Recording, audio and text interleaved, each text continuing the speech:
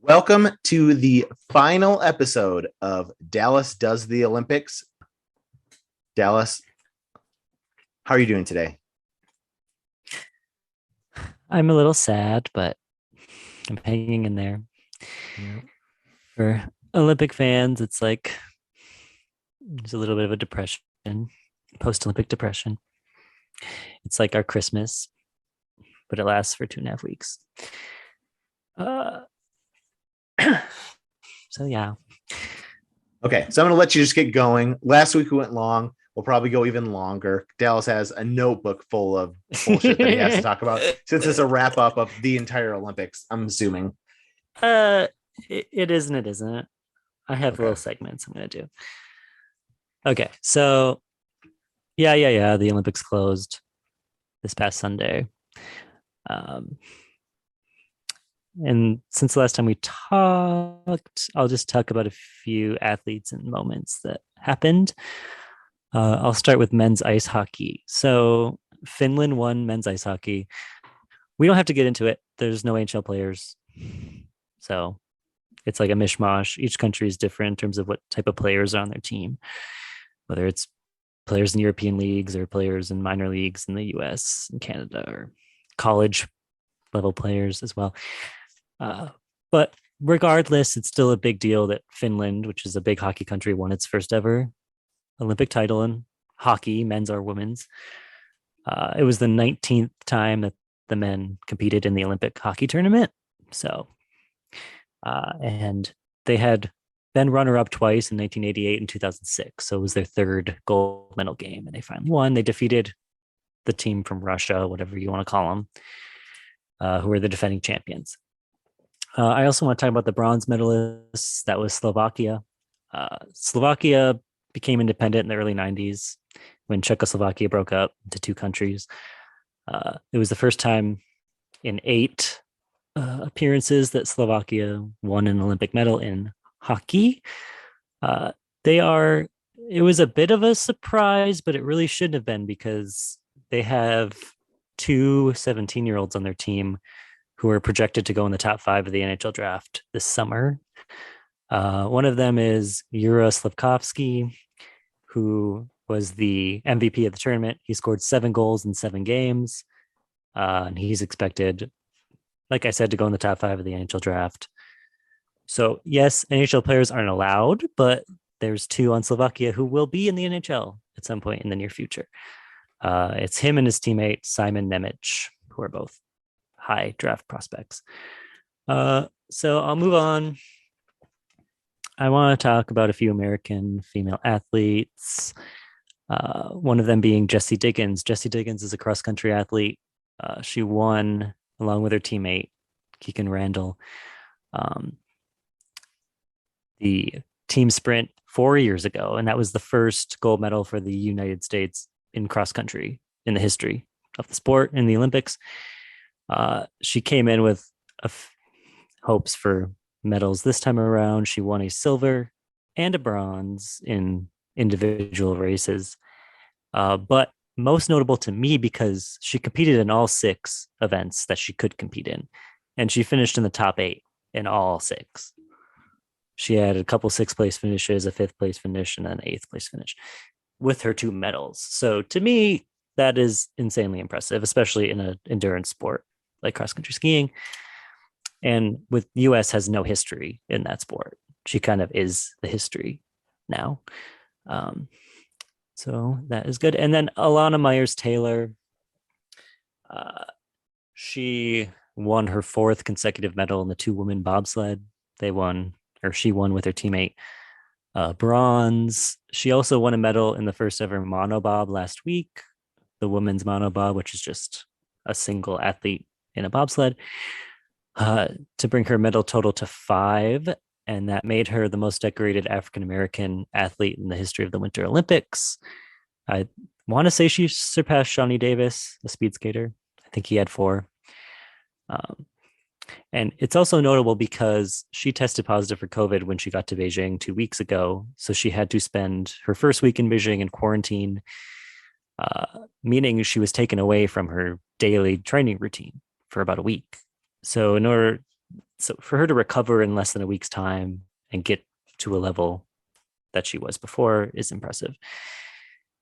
To me, one of the final events was pairs figure skating.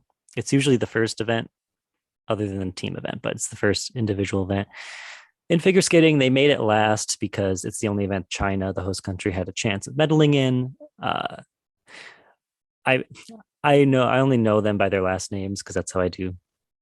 As a figure skating fan with pairs, you just know their last names. And it's the team of Sui and Han. They were the 2017 and 2020 world champions. They won the silver last time in 2018. They had tough competition from a Russian pair who were the defending world champions, but they had a quad twist, which it's the first time a quad twist was done successfully in competition, which means the man throws the woman in the air. Like she's like parallel to the ground and she twists 4 times in the air and then he catches her. Insanely impressive. And they won the gold. And it was about half full, the crowd. Like they allowed about half capacity. And it was in China. So it was the first time I felt like there was a real atmosphere happening. So that was exciting. I also I'm breaking up. highlight... I'm breaking up. I'm throwing a curveball at you. I'm throwing in my one story right now. Okay. Because your stuff's That's super fine. serious. We're going cheesy Ryan story. Oh, Okay. I have a cheesy one. And I think it's the one that it's probably the one you have. Probably. This one was sent to me by Haley. Is it a Show penis? people. Yep. Yeah, Finnish I was skier gonna suffers- bring it up. I don't care. I am talking about it, Dallas. But... Finnish skier suffers frozen penis in Olympics race. One of the worst competitions. So a skier from Finland suffered from unbearable pain after his penis froze during a race at the 2022 Winter Olympics in Beijing. You can guess which body part was a little bit frozen when I finished. Remy Lindholm, 24, told media after the men's 50-kilometer mass start cross-country skiing race. What the fuck, Dallas? Your dick is freezing? Who wants to do this? Like, is a gold medal worth your dick freezing? Some more context. That was the day. It was Saturday. It was the day before the final day. They had to postpone the Alpine event because of wind and the temperature. It was below 0 without wind chill Fahrenheit. So it was insanely cold. So this race was supposed to be 50 kilometers. They cut it to 20 because of how cold it was. Now, again, like he what does he mean by my dick? Like, what does he mean? I don't know. Because when I first heard it, I'm like, is he in the hospital? Is it frostbite? But he just means it got very cold and painful. Like, that's all he means. Okay. Big deal. If you're outside in 0-degree weather, of course your penis is going to hurt. Can they put some warmer down, like a hand warmer or something? He did. Junk. I read an article and he said after the race, he put a hand warmer on his penis. But can't you do it during the race?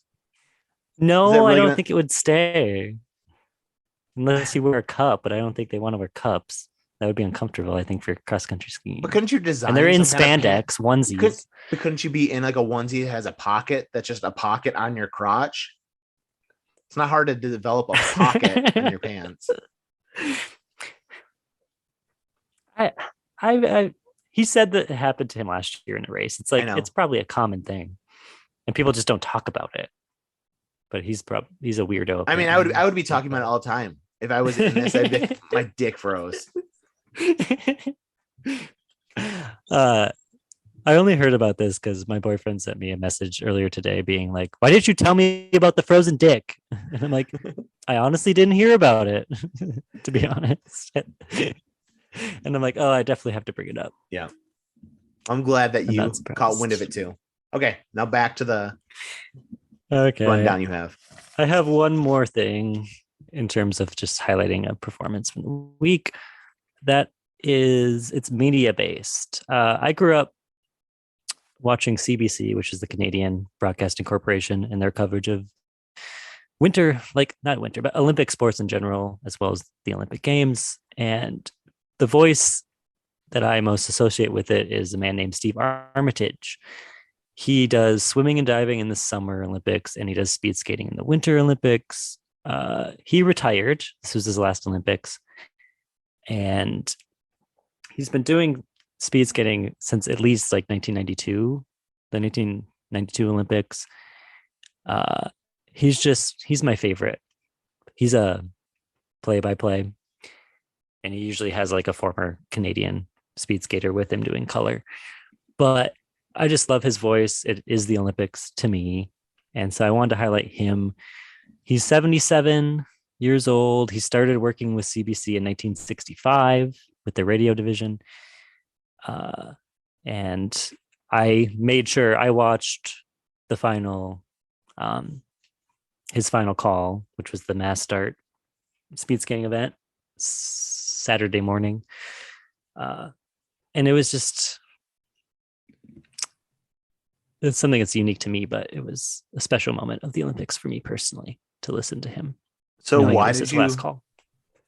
Why did you grow up watching it on Canadian television and not through NBC or wherever it was on that year? I watched NBC, but for me, I don't know why I gravitated towards it, but I grew up like you in Upper Peninsula, Michigan, so we got CBC.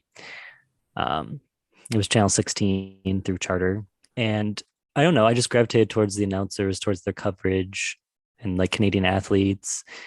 And every Saturday and Sunday, they would do CBC Sports Weekend. So they would show like World Cup or World Championship events in Olympic sports, like every weekend throughout the year.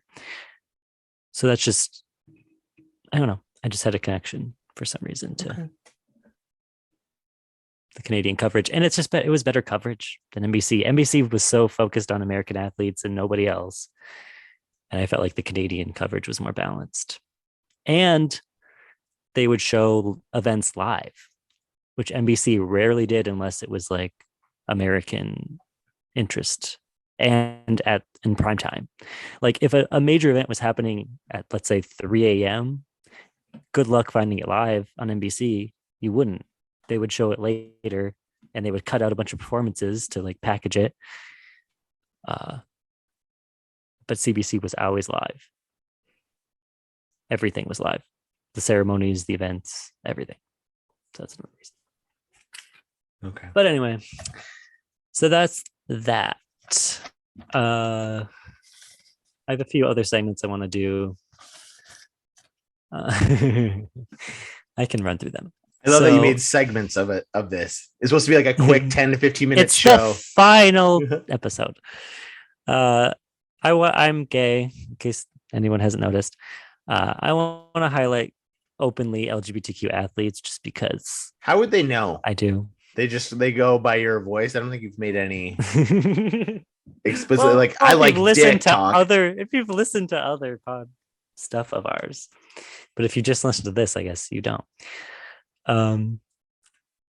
Anyway, it's notable because the last Olympics, there was 15 openly LGBTQ athletes, which was the most at the time. Now it's up to 36, so it more than doubled.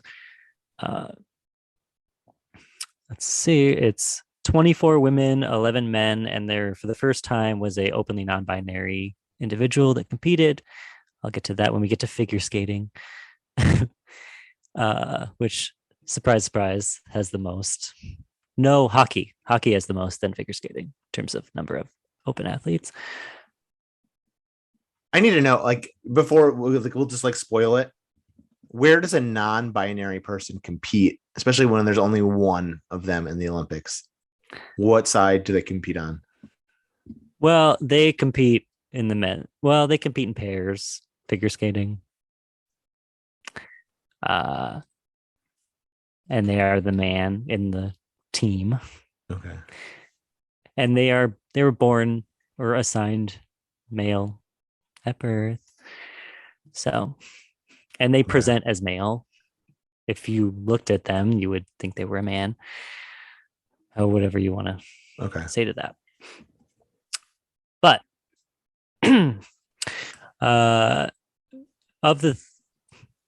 there was 36 athletes and there was 14 medals won among those 36 athletes, including a few gold medals, I believe. Let's go. I want to talk about figure skating. uh, believe it or not, there was only nine openly LGBT athletes in figure skating. Because people just assume figure skating is like gay men. It's all gay men. Well, up until recently, there was really not many out gay men in figure skating. Just because it was just assumed that certain ones were openly gay, but they never wanted to say it because there was still major homophobia amongst officials and judges.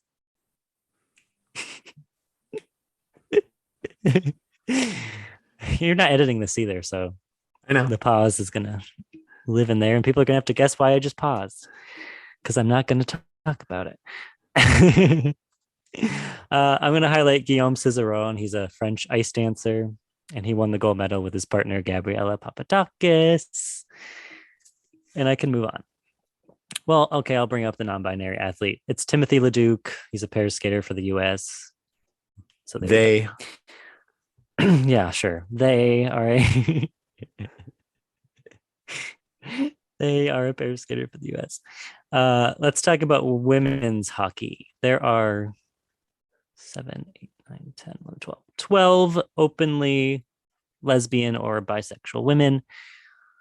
The most was on Team Canada. There's 7 on Team Canada. They won the gold medal, defeating the US. I also want to mention, what did I want to mention? Oh, the 36 athletes represent 14 countries, 14 different countries. There's 3 openly LGBT athletes, the sport of skeleton. I'll talk about freestyle skiing. Sandra Naslund is an openly gay woman from Sweden. She won the women's ski cross gold medal. So there's another gold medal. And then speed skating, I've already talked about her. Irene Wust from the Netherlands is in her 5th Olympics. She has won 13 medals in her career, including gold at these games in the 1500 meters. She is openly bisexual. And that's all I want to talk about with that. Okay. How long have we been going? I have no idea. At least 15 plus minutes. That's why I'm fucking with you. You're on a very serious topic, so I shouldn't be fucking with you. But you created segments to this show, so I have to fuck with you a little bit. By next segment. Which I love your segment is just another area that you can just ramble on for 10 minutes. It's not like you're doing something different. Is going, well, I'm going to talk about news in this specific field. Yes. I'm just going to highlight a few. Okay. A few impressive performances in terms of medal hauls. In bobsled, Francisco Friedrich won the 2-man and 4-man, which is called the double. He won the 2-man and the 4-man for the 2nd consecutive Olympics. So that's impressive. There's a Russian athlete in cross country that did a lot, but I'm not going to talk about it because that's one of the sports where they've had a long history of doping. So I'm good. Just that sport in general is pretty marred with doping, so I don't really like to talk about it. And then I'll talk about speed skating one more time. Another Dutch female athlete in speed skating, Irene Schutan, won 4 medals, including 3 gold medals. She won the 3,000 meters, the 5,000 meters, which is the distance races, and then the mass start, which is usually speed skating, long track. There's 2 athletes, and it's based on your time.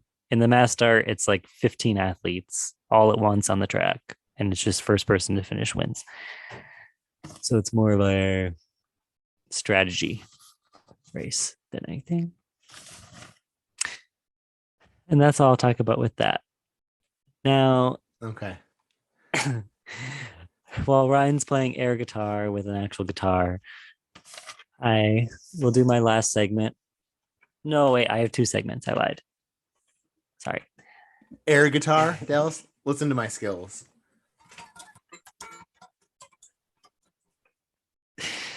Okay. So figure skating always ends with an exhibition gala. It's unique in that sense.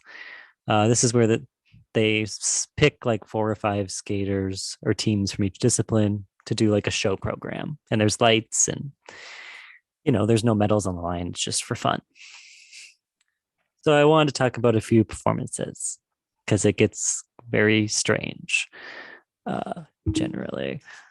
There was an athlete from Georgia who they announced his name, and then a woman came out and figure skated with a a genie lamp. And she just went around with a genie lamp and then put it in the middle of the ice, and then he came over the boards in full blue paint. Okay. Skating to not just A Friend Like Me, but the Will Smith version of A Friend Like Me. Which Oh, why? I it's what everyone was thinking. Why? Yeah, why is right. I didn't even realize Will Smith sang that song in the movie, but yeah, it was very cringy. Then these Russian pairs. Okay. One of the Russian pairs, it started with the girl in the audience, and this is your favorite trope. She was wearing a sweater and glasses. So she was supposed to be like, the basic ugly fangirl. And Yeah. her male partner.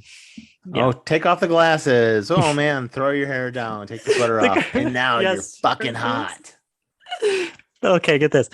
So he was in the middle of the ice with a guitar and wearing leather. So he's supposed to be like a rock star, I guess. And they were they were skating to that horrible begging song that became popular this year or last year. I like that song.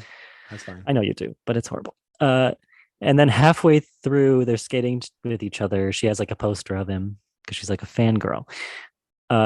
She takes her sweater off, revealing like a sexy dress. Her hair comes down, the glasses come off, and the song "Pretty Woman." Pretty woman. Which version down was it? The Van street. Halen, the Van Halen version? No. No, what's the other version? It's like what? Is there like 60s? a 50s? It's Yeah, the 60s. 50s. It was the 60s version. Not as cool. And so, yeah. So that was fun. The other one I want to talk about. That could have been a porno. You could have been describing a porno right there. Just so you know. It's so cheesy and that's what I love about the gala is it's always cheese. Speaking of cheese, the Spanish ice dance team were dressed in like 80s aerobics outfits, like singlets and headbands and bright yellow and pink tights and all of that. And they were skating to the song Maniac from Flashdance.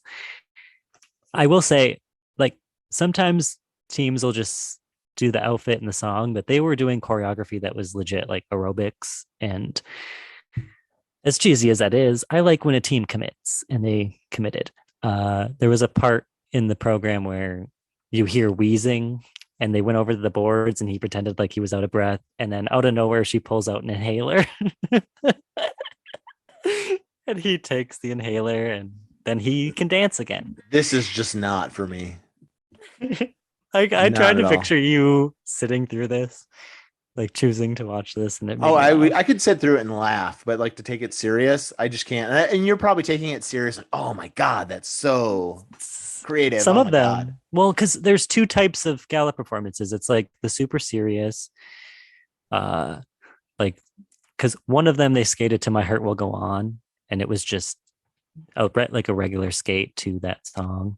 Like there was nothing fun about it. It was just, which also can verge on the like unintentionally stupid, especially that song. One last one, the Italian pair skaters, one of them, the man, is like a legit model. Like he does modeling on the side and he is insanely hot. And he was in the crowd wearing boxing gloves and like full on boxing outfit, like the the whole thing. And the Rocky song that da da da da da da da da da Yeah. started playing. And then again, he's skating with his partner, who's also dressed up in boxing stuff. And all of a sudden, he just takes his shirt off and he's wearing like underwear basically. And and she's wearing like a sexy outfit all of a sudden. Like she takes her coat off that was like the boxing coat. And do you know what song starts playing? No idea what. Let's Get It On starts playing. Okay, Dallas. So this is not a PG show. We're going to verge into our territory though, not PG-13. Does your dick tingle at this point? Does it start to tingle? Yeah, he was insanely Okay. hot. And he's full on wearing like very short boxing shorts. Okay. And that's it. Yeah, he's very hot. His name is Mateo Garis, by the way. And he's very hot. I know you're with the bear, but at some point in your life, we need to sneak you into like the Olympic Village. Oh my God. Oh, can you imagine just like a normal Olympics, the sex that goes on? Yeah. Oh my God. Oh my God. Oh my God. Anyway. Okay, Dallas, I'm giving you 2 more minutes. You got to hurry up.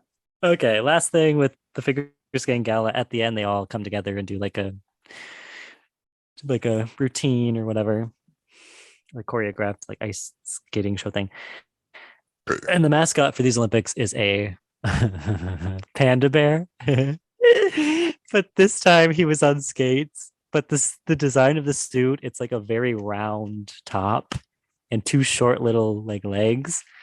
And 3 times he fell, like didn't fall, but like toppled over.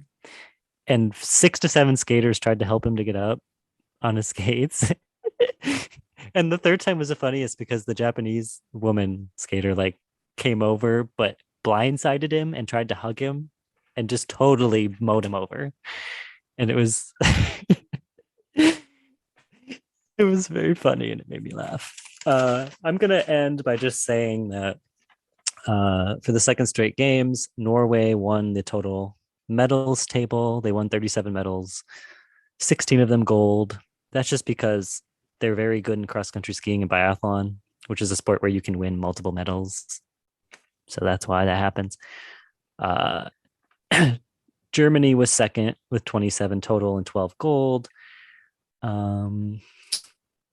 The US did respectable. They got 25 medals, which is about where they have been the last couple Winter Olympics, and 8 golds.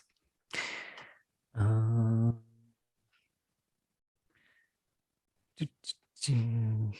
so, yeah. How did China do? They did good for their standards. They won 15 medals, which is the most ever in a Winter Olympics. Their previous best was 11. And they finished 3rd in the gold medal total. They got 9 gold medals. So more than half of their total medals were gold. How did the Russians? I know they're not Russia, but how did the Russians do? Well, they had the second most total medals, but I don't count them in the medal table. Ooh. Personally. But they had 32 to Norway's 37. But they only had, I want to say 5 or 6 gold medals, 5 gold medals. Because some people count total medals as like the main thing. Some people count gold medals the total or as the main tally, but that differs depending. So overall thoughts of this Olympics though? Was it a amazing Olympics? Was it How was it? How does it hold up to the other Olympics of the last few years? Well, for me personally, it's hard to feel excitement watching something when for a lot of the indoor events there was barely any fans attending. My favorite part of the Olympics is like home crowd, like excitement, like the crowd getting excited for someone from their country that's competing in their home Olympics. And you got that a little bit, but not as much as a normal Olympics, and I will say not to. I guess we're going to tie this up in a nice bow because we started talking about Russia, and well, I'll end talking about Russia. For me personally, watching anytime like Russia did well, it's not even like, oh, I'm American, I hate Russia. It's not that. It's we know what they did, and it is hard to enjoy the Olympics when you know that a lot of the results are probably not fair, just based on previous behaviors. Yeah. And not to go too political, but we're also in an interesting time period right now with Russia possibly invading Ukraine. Possibly. Well, Yeah, they haven't no. yet. So, but it's a weird having the Olympics going on and then they're doing that. It's just, Yeah, and I didn't bring it up during this, but this Olympics is the most controversial in terms of non-sports related I things think I going brought it on. up in the first episode, right? I mentioned China Yeah, kind of, yeah. there's just a lot going on with China, with how they're treating Muslim people in their country, specifically the Uyghur people, and claims of uh, genocide. Yeah, it's just it's tough to be excited about a Winter Olympics in China right now. But Yeah. what can you do? I love the Olympics. I'm still gonna watch it. Where's the next one at? The next Summer Olympics, well, the next Olympics are Summer Olympics in Paris in 2024. Paris, France, obviously. The next Winter Olympics are in Italy Okay. in 2026. But yeah, and also the COVID of it all too. It's just there wasn't as many cases, luckily, as I thought there would be, but there was two or three situations where the favorite going into an event didn't compete because they had a positive COVID test, which is just a bummer on many levels. Like, I can't imagine the feeling of you dominated the World Cup, you're coming to the Olympics, you're the favorite, and 2 days before you can't compete. Sorry. Yeah. I can't imagine that feeling. But Okay. Well, Dallas, I think that's it, right? Anything else? I'll give you 30 more seconds if you have something else. You have 30 seconds. Otherwise, you can just say, hey, we're done. no, I have nothing else with the Olympics, but I do want to continue to do this type of stuff with Yeah. other things because it's Yeah, I think fun. Dallas Does is going to be a recurring show that we do. Hopefully, going forward, though, I have a little more to say and I don't have to just fuck with you while you're talking. You didn't have to fuck with me though. Yes, I do. What else am I supposed to do? Just sit and listen? Read your No, phone. no, I'm gonna fuck with you. That's the Listen fun to part. music. I was also crapping my pants the whole time. I just might my mute, let them rip, fuck with you. But okay. It was a fun few weeks learning about the Olympics because usually I could care less. At least I learned a few things. Yeah, you got most of your information from me. I will say I did learn at least one thing from you because I didn't watch the half pipe. So when you brought up that judging controversy, I went back and watched, and that was interesting. Yeah, there was some So I did learn contention with something from that you. judge. And then just seeing the scores, I just didn't understand. It was like, yeah, USA is purposely tanking Japan. Japan's purposely taking USA. He was like, it makes no fucking sense. It not to dwell on it, but that Japanese athlete did literally the exact same routine twice in a row, and it was a 5-point difference. How does that make any goddamn sense? That literally makes no sense. But because when he did the second one, the American was no longer in the mix, is what it felt like to me. Yeah. So there's no point in tanking his score the second time because there's no reason to. I think they wanted to give Shaun White at least a bronze. Yeah, they wanted to keep him in the race. Yeah, because you can't have like where he's at like 96, 97, and then Shaun White's down at 84, has no shot. Yeah. So have that suspense. Okay. Until the next Dallas Does. See you guys later. Bye. Bye.